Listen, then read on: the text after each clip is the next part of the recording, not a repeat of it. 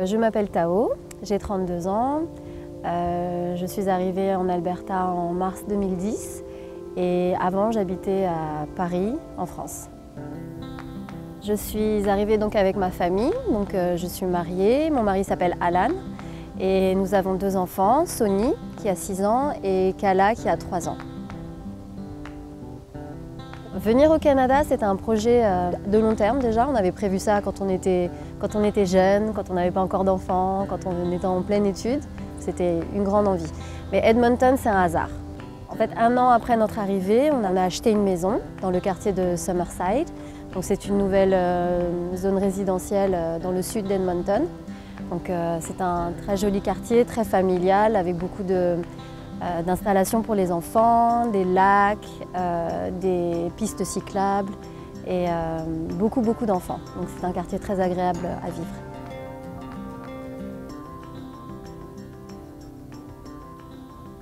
J'ai vraiment envie d'élever mes enfants dans ce que l'Alberta a de mieux à offrir et pour moi c'est le côté bilingue. Il y a une communauté francophone qui est très forte, donc ce qui est assez étonnant quand on se dit qu'on est à l'ouest et qu'on est tellement éloigné de Montréal.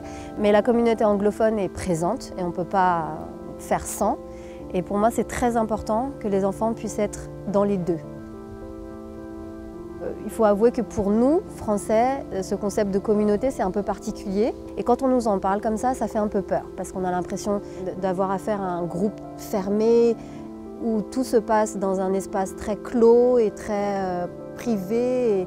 Et ce n'était pas du tout l'idée qu'on avait en venant au Canada. Mais il est tout à fait possible, même si on va chercher de l'entraide parmi les réseaux francophones, de quand même rester ouvert au reste du Canada, aux anglophones. Donc je pense qu'il ne faut pas avoir peur de s'enfermer à l'intérieur si on est prêt à aller vers les autres. Le défi principal qu'on a rencontré en arrivant, c'était plutôt par rapport au travail de mon mari. Mon mari en France était technicien chimiste. On nous avait dit que c'était très facile, à partir du moment où on avait des qualifications et des diplômes, de retravailler presque instantanément au Canada.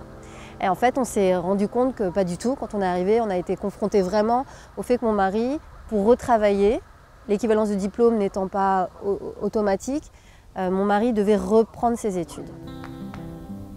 Il a été vraiment ouvert et se dire je peux reprendre à zéro, peu importe, je suis là, je reprends une nouvelle vie, pourquoi pas reprendre un nouveau travail. Donc du coup il a repris de zéro, il a fait différents jobs, il a fait McDo, il a fait de la charpenterie, il a fait du câbling avec les réseaux internet et puis maintenant il travaille dans un hôpital puisqu'il veut finalement, il a quand même finalement décidé de reprendre ses études dans la santé, c'est super. Quand on a vraiment envie de reprendre, c'est possible. Je pense qu'il faut venir sans a priori et être prêt à retrousser ses manches et à recommencer à zéro. Après 2 ans ici, je me rends compte que notre expatriation, elle a vraiment été, c'est une belle expérience pour nous et ça me donne en plus l'idée que tout est ouvert. Maintenant, on peut aller où on veut. On peut aller partout. On sait qu'on peut le faire.